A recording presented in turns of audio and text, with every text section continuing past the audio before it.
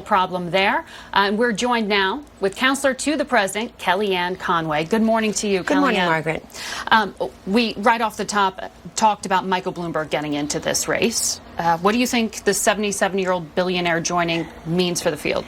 It means that the Democratic field is underwhelming. Even to someone like Michael Bloomberg, there are 18 Democrats still running for President of the United States, Margaret, with probably another 10 or 12 already dropped out of the race.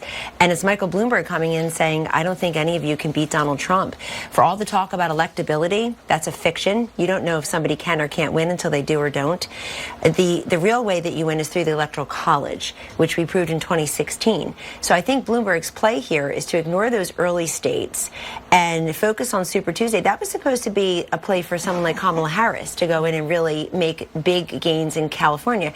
Her candidacy is all but deflated. But I will say a couple things about Michael Bloomberg.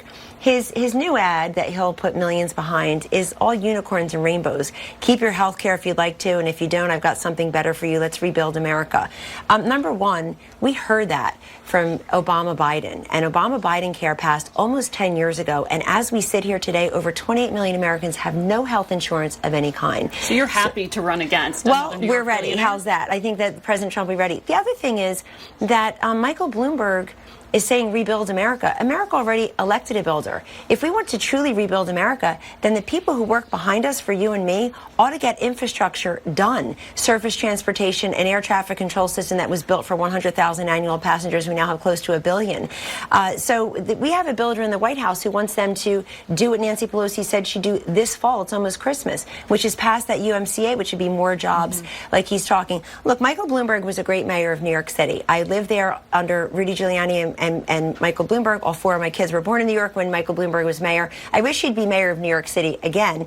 But if he's going to jump in, I think the most important thing to note is not just does the country have an appetite for a billionaire who's going to throw that money around the way billionaire Trump never did. We were under-resourced and understaffed at the Trump campaign, and and Hillary Clinton's campaign showed the fastest way to make a small fortune is to have a very large one and waste most of it.